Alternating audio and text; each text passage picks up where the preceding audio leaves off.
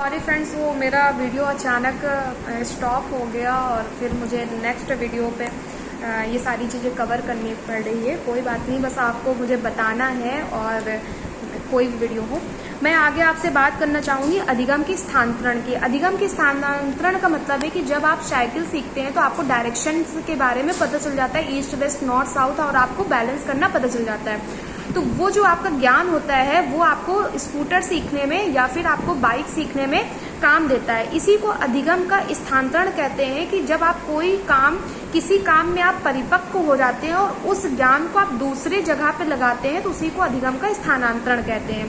तो यहाँ पर कुछ स्थानांतरण बताएगा कि क्षैतिज स्थानांतरण क्या होते हैं, समांतर स्थानांतरण क्या होते हैं।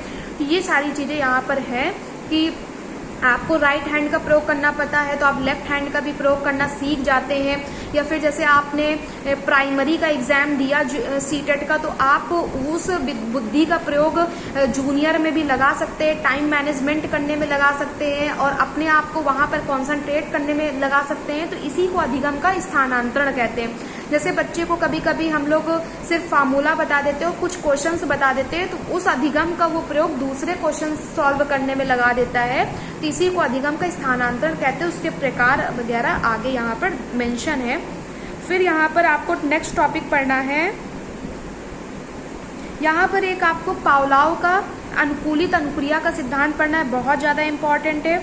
और यहाँ पर सीटेट के लिए जीन पियाजे का संज्ञानात्मक विकास, संज्ञान किसको कहते हैं, जिसको हम कॉग्निटिव बोलते हैं इंग्लिश में।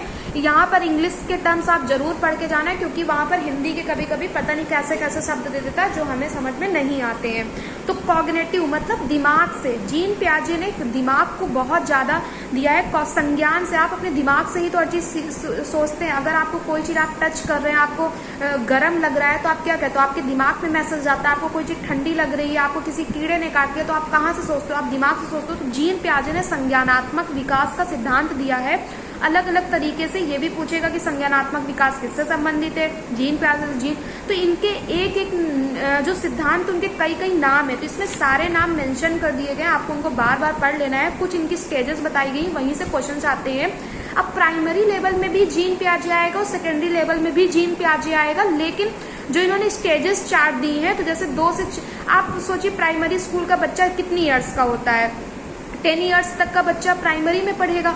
तो जो इनकी स्टेजेस 10 ईयर्स तक के लिए बताई गई हैं, वो वहां पर क्वेश्चन पूछा जाएगा।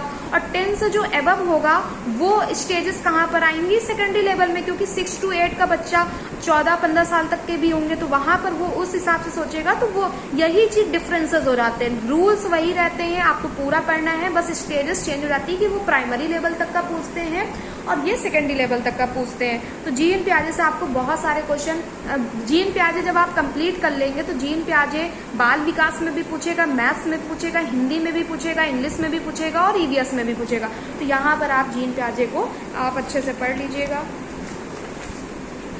जीन पियाजे के बाद आपका आता है वाइगोस्की। वाइगोस्की, जीन पियाजे, वाइगोस्की, कोहलबर्ग, ये 3 अगर आपने पढ़ लिए तो मुझे लगता है आप फेल नहीं हो सकते हैं। लेओ वाइगोस्की का सामाजिक निर्मितवाद, आपने सामाजिक वाला ये भी पढ़ा, जो एक अल्बर्ट बंडूरा, उन्होंने भी सामाजिक दिया है, लेकिन यहाँ पर आपको सामाजिक वाला, जैसे आपने इरिक्शन का पढ़ेंगे तो आप मनोसामाजिक है, और यहाँ पर क्या है, इन्होंने सामाजिक निर्मितवाद का दिया है। तो थोड़ी थोड़ी इनके डिफरेंसेस है, तो उनको आपको अच्छे से पढ़ के जाना है। तो लेओ वाइगोस्की ने भी जो बोला है उनके बारे में भी आपको ढंग से पढ़ के ही जाना है। फिर उसके बाद यहाँ पर आपका आता है चिंतन, तर्क और कल्पना, ये टॉपिक आपको पढ़ना है। स्मृति एवं विस्मृति, जब आप कोई चीज पढ़ते हैं तो आप भूलते भी हैं। अगर आप ये कभी कभी आप प्रे करते हैं, भगवान मैं जो पढ़ लूँ वो कभी भूलूं ना, तो क्या क्या आपके साथ कभी कभी कुछ ऐसी घटनाएं हो जाएंगी जो आपको बहुत ज्यादा दुखी करेंगी, तो वो तो आपको भूलना जरूरी है ना। तो भगवान ने जो आपकी स्मृति बनाई है, तो वो आप स्मृति में है, तो विस्मृति होना भी जरूरी है। अगर आप कोई चीज याद भूल रहे हैं तो वो भी आपके लिए सही ही है। फिर आपको यहाँ पर मोटिवेशन, अभिप्रेरणा वाला टॉपिक बहुत ज्यादा पढ़ना है, क्योंकि आप हर बात में अपने जीवन में अगर आप पढ़ाई नहीं कर रहे, अदर चीज कर रहे, तो वहां पर भी आप सोचते हैं मुझे मोटिवेशन दे, कोई मोटिवेशन मिले। तो आप भी एक शिक्षक के नाते एक बच्चे को आप हर टाइम मोटिवेट करेंगे और खुद भी मोटिवेट होंगे। फिर यहाँ पर आता है बुद्धि। बुद्धि भी बहुत ज़्यादा इंपॉर्टेंट टॉपिक हो जाता है, लेकिन बुद्धि से इसमें ज़्यादा क्वेश्चंस नहीं आते, लेकिन टेट के लेवल में ये बहुत ज़्यादा इंपॉर्टेंट है। फिर भी ये है कि इससे नहीं आता, ये भी नहीं है, आता है यहाँ पर। फिर इसका समावेशी शिक्षा। समावेशी शिक्षा को इंग्लिश में कहते हैं इंक्लूसिव एजुकेशन। यहाँ पर समावेशी शिक्षा का मतलब है कोई धर्म, कोई जाति का बच्चा हो, किसी भी तरह का दिखता हो। जैसे कुछ बच्चे होते हैं लंगड़े होते हैं, कुछ बच्चे आँख से नहीं देख पाते, कुछ बच्चे अलग तरीके जिनको हम लोग दिव्यांग बच्चे बोलते हैं, तो वो बच्चों को भी साथ में ही पढ़ना है। फिर यहाँ पर एक आ जाता है बाल अपराधी बालक। बालक अपराध क्यों करता है? कभी कभी अभी हम लोग भी पढ़ जाते हैं जुगाड़ वगैरह के चक्कर में, तो हम लोग अपराध क्यों कर रहे हैं? क्योंकि हमारी नीड बहुत ज़्यादा है, हम लोग उस हिसाब से नहीं पूर्ति कर पा रहे, तो हमें कभी कभी ज़रूरत इतनी ज़्यादा हो जाती है कि हम लोग अपराध भी कर बैठते हैं। तो ये सारी चीज़ें बच्चों के हम लोगों को भावनाओं को समझना है। फिर यहाँ पर आता है अधिगम अक्षमता। वेरी मोस्ट इम्पॉर्टेंट है टॉपिक। यहाँ पर कुछ बच्चा, जैसे मैंने आपको बताया था, डिसलेक्सिया वगैरह, बच्चे को लिखने की कुछ अक्षमताएं होती हैं, पढ़ने की अक्षमताएं होती हैं, बोलने की अक्षमताएं होती हैं। तो ये जितनी भी अक्षमताएं होती हैं, इनको हम लोग अधिगम अक्षमता के अंतर्गत लेके आते हैं। तो यहाँ पर कुछ चीज़ें हैं, डिसलेक्सिया वगैरह बहुत ज़्यादा इंपॉर्टेंट है, अलग अलग नाम से आती हैं। उसके बाद ये जो मैं आपको नियम बताने जा रही हूँ, ब्लूम टैक्सोनॉमी, ब्लूम का शिक्षण अधिगम की प्रक्रियाएं, वेरी मोस्ट इंपॉर्टेंट है। ब्लूम से क्वेश्चन ना आए ये हो ही नहीं सकता। ब्लूम ने 3 चीज़ों में कैप, कॉग्निटिव, उन्होंने दिमाग को बताया था, और दिमाग को, फिर उसके बाद एक्टिवनेस को, फिर तीसरा इन्होंने साइकोमोटर बताया था। ऐसे 3 चीज़ें इन्होंने बताई थी कि कैसे है। इसको नियम को मैं एक बार क्योंकि मेरा बहुत टाइम हो गया है तो मैं भी भूल गई हूँ। यहाँ पर आपको ये टॉपिक पढ़ के जाना हो, मैं कुछ उसमें क्लासेस ले लूँगी, आपको बता दूँगी।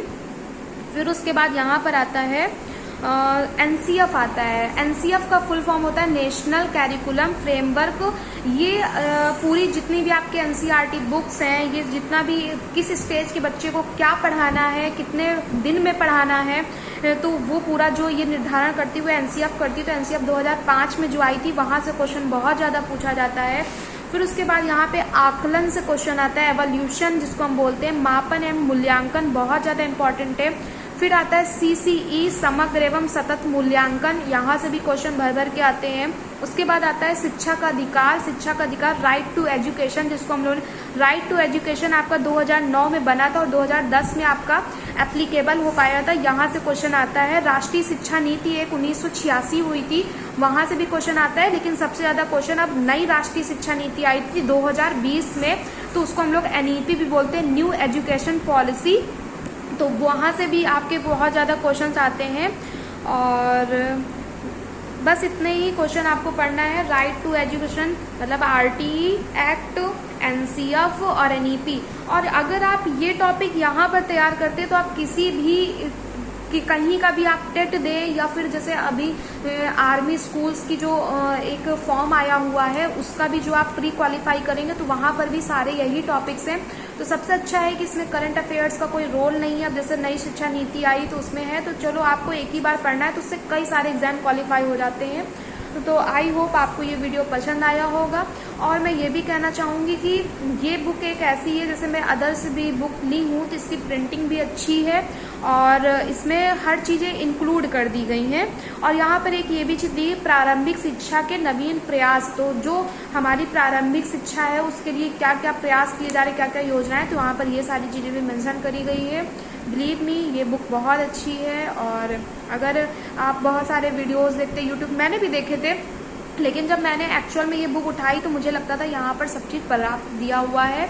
और आपको अगर ये ठीक लग रहा है, अगर आप मेरे एक वीडियो, मैंने इतने सारे वीडियोस अपलोड करे, अगर आप एक वीडियो की भी बात, जैसे मैं कहती हूँ मैं सब कुछ गलत बता रही हूँ, तो अगर आप एक वीडियो को भी उठा के देखेंगे, अगर वो बात सही निकल रही है तो इसका मतलब है कि और भी बातें सही निकलेंगी। और मैंने ऐसे ही पढ़ा है और ऐसे ही एग्ज़ाम क्वालिफाई किया। और आप कॉन्फिडेंट रहिए, बिना कोचिंग के, बिना ये सारी चीज़ें फालतू के उसमें आप ऐसे ही एग्ज़ाम क्वालिफाई कर सकते हैं, बहुत अच्छे नंबर से क्वालिफाई कर सकते हैं।